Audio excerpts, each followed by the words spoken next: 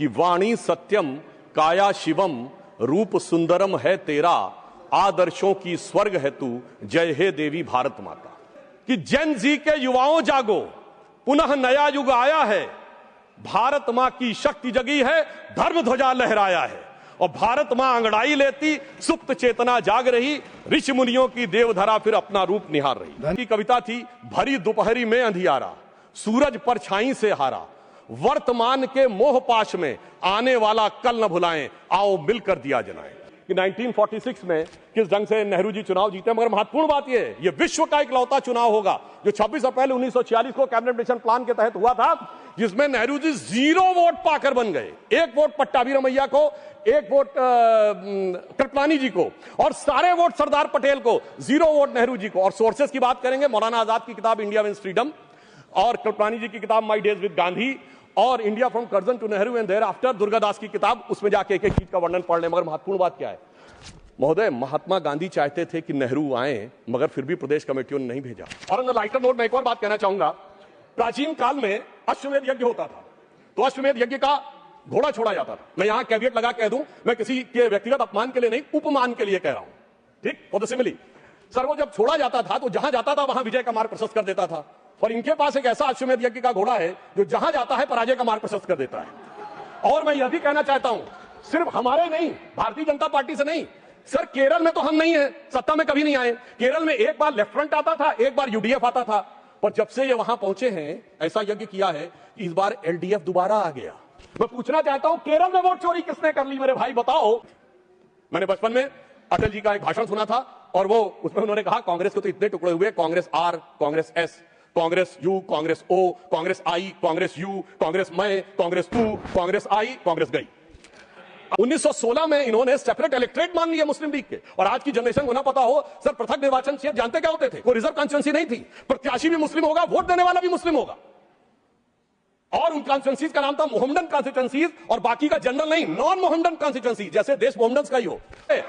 अभी इनके लिए और समस्या होने वाली है। सर अगस्त 2005 में भारत की संसद में ममता बनर्जी जी ने भारत के इतिहास में सबसे अलग घटना की, जब स्पीकर के ऊपर फेंक दी थी फाइल, क्योंकि वो कह रही थी घुसपैठियों पे चर्चा नहीं कराई जा रही है। मगर आज ये लोग कैसे बदल गए, इसे देख के मुझे याद आता है सभापति जी कि देख तेरे संस्थान की हालत क्या हो गई, भगवान कितना बदल गया इंसान। संवैधानिक संस्थाओं के साथ क्या हुआ मैं बताना चाहता हूं। सर्वोच्च न्यायालय में एक न्यायाधीश ऐसे भी बने जो पहले कांग्रेस के नेता रहे, चुनाव के प्रत्याशी रहे, और उसके बाद सर्वोच्च न्यायालय के न्यायाधीश बन गए, जस्टिस बेहरुल इस्लाम।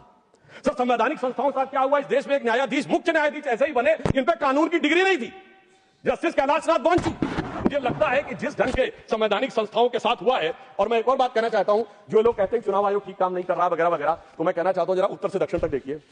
चुनाव आयोग कश्मीर में अच्छा काम करता है, पंजाब में अच्छा काम करता है, हिमाचल में अच्छा काम करता है, सर हरियाणा में गड़बड़ कर देता है, फिर उत्तराखंड में गड़बड़ कर देता है, राजस्थान में सर 2018 में सही काम करता है, 2023 में गड़बड़ कर देता है, फिर यूपी गड़बड़ करता है, बिहार गड़बड़ करता है, झारखंड ठीक कर देता है। क्या बताएं, मध्य प्रदेश में पहले तो अच्छा किया था, इस बार गड़बड़ कर देता है, छत्तीसगढ़ 18 में ठीक किया था, 23 में गड़बड़ कर देता है, गुजरात तो गड़बड़ करता है, बंगाल बहुत अच्छा कर देता है, फिर तेलंगाना अच्छा करता है सर, फिर तमिलनाडु अच्छा करता है, फिर कर्नाटक अच्छा करता है, केरल अच्छा करता है, असम में गड़बड़ कर देता है। मुझे लगता है कि देश की जनता को मूर्ख समझने का प्रयास नहीं करना चाहिए। और मैं यह भी बताना चाहता हूं कि इन लोगों की जहां तक बात है, संवैधानिक संस्थाओं में किसका अपमान नहीं हुआ।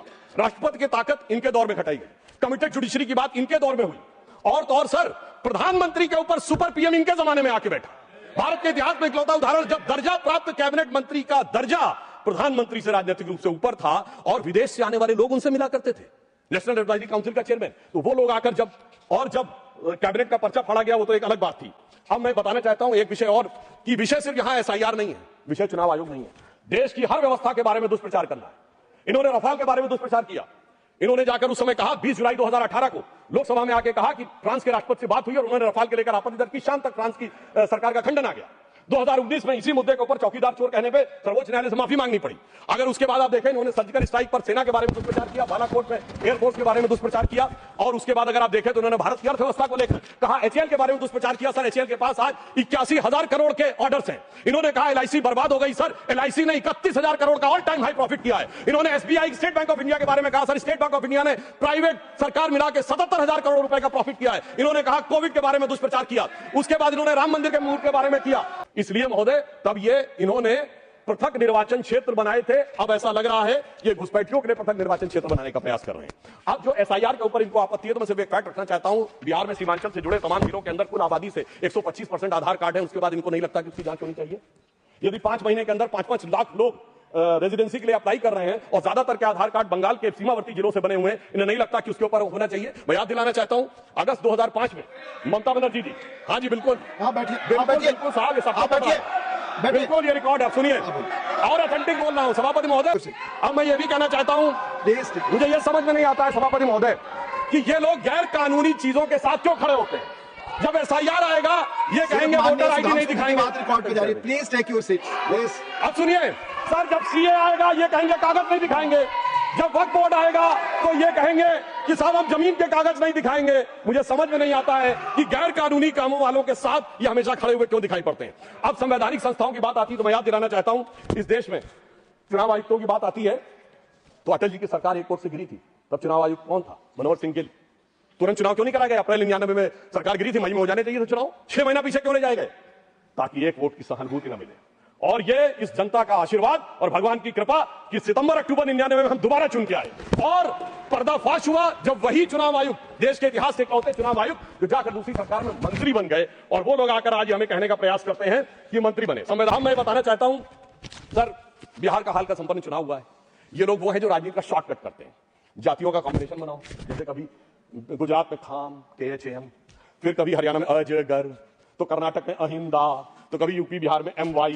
तो एक जमाने में लालू प्रसाद यादव जी कहे थे कि बिहार में भूरा बाल साफ कर रहा हूं, 4 जातियों का नाम दे, मगर सर उनके पिताजी बेटे ने कहा अरे काहे परेशान हो रहे हैं, बेटे ने तो सर काम ही खत्म कर दिया, उसने भूरा बाल नहीं पूरा बाल साफ करवा दिया, मुंडन करवा दिया। तो इसलिए मुझे लगता है उसको उसकी आवश्यकता ही नहीं है। और मैं अंत में सभापति महोदय कुछ सुझाव भी देना चाहता हूं। आज इलेक्शन जिस दौर में पहुंच गया है, टेक्नोलॉजी इस दौर में पहुंच गई है, AI का दुरुपयोग होने की संभावना अगले लोकसभा चुनाव तक बहुत हो जाएगी। मुझे लगता है इस बारे में सरकार निश्चित रूप से कोई ना कोई कदम उठाएगी और जो लोग पब्लिक प्लेटफॉर्म्स में हैं उनको अपने AI सिग्नेचर्स यानी AI प्रिंट्स के बारे में ऑथेंटिक रूप से एस्टैब्लिश करने के बारे में विचार करना चाहिए, क्योंकि अन्यथा ये आने वाले समय में वॉइस रिकॉग्निशन और अन्य चीजों में प्रॉब्लम हो सकती है। दूसरा, मेरा मानना है कि जो सर्टिफाइड जो मान्यता प्राप्त राजनीतिक दलों के प्रत्याशी नहीं है, उनके नामांकन के लिए जो संख्या निर्धारित है उसे कुछ बढ़ाना चाहिए प्रस्तावकों की, ताकि गंभीर लोग आ सकें। जो राजनीतिक दल मान्यता प्राप्त करना चाहते हैं उनके भी सपोर्टर्स की एक सब्सटेंटिव संख्या दिखानी चाहिए, ताकि ईमानदारी से जो लोग राजनीति करना चाह रहे हैं वही लोग उसमें आ सकें। कुछ शब्द ऐसे होते हैं जिनमें किंतु परंतु का स्कोप नहीं रहता है। जैसे उदाहरण के लिए, अगर कोई यह कह रहा है कि मोदी जी की बोटी बोटी काट डालूंगा, और इसी बिहार के चुनाव में मोदी जी की माता जी को गाली दी गई, गालियों का अब शब्दकोश भी अवेलेबल है। कम से कम चुनाव सुधारों में अब इन चीजों से हम सबको दलगत भावना से ऊपर उठकर आना चाहिए, अन्यथा वो अराजकता की तरफ, भाषा की अराजकता से समाज में अराजकता की तरफ जा सकते हैं। और मैं एक और बात कहना चाहता हूं सर, जिस ढंग के चुनावी वादे किए जा रहे हैं, कोई कह रहा हर घर को सरकारी नौकरी दे देंगे, और 2024 में सर कांग्रेस ने कहा 8,500 खटाखट। तो मैं ये बताना चाहता हूं सर, 1 लाख रुपए हर परिवार को देने की बात कहते हैं। भारत की 145 करोड़ की जनसंख्या है सर, 1 मिनट में खत्म कर रहा हूं, उसमें कुल मिला के 31 करोड़ परिवार हैं, यानी 31 लाख करोड़ बांटेंगे और भारत की रेवेन्यू रिसीट 2024 में 27 लाख करोड़ थी। इससे बात समझ में आ जाता है कि वो किस प्रकार से दोनों में भ्रम पैदा करने का प्रयास कर रहे हैं। और अंत में मैं कहना चाहता हूं कि आप जिस प्रकार के लोगों को साथ में लेकर सोच रहे हैं कि आप चुनाव जीत जाएंगे, ये भविष्य में आपके लिए बहुत बड़ी चुनौती बनेगी। एक उदाहरण सर मैं अवश्य देना चाहूंगा। सिलहट का चुनाव हुआ था भारत के इतिहास में इकलौता चुनाव, जिसमें यह तय होना था विभाजन से पहले कि वो भारत में रहेगा कि बांग्लादेश में।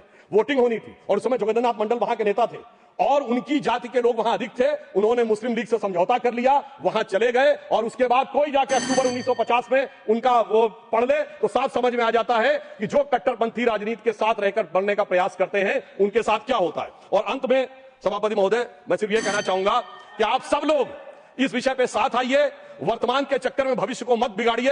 अटल जी की कविता थी, भरी दोपहरी में अंधियारा, सूरज परछाई से हारा, वर्तमान के मोह पाश में आने वाला कल न भुलाएं, आओ मिलकर दिया जलाएं। और अंत में मैं एक और बात सर कहना चाहता हूं, एक पंक्ति, ये देश बदल रहा है। स्वामी विवेकानंद ने कहा था कि उनके शरीर छोड़ने के 1 शताब्दी बाद ये देश उभरेगा।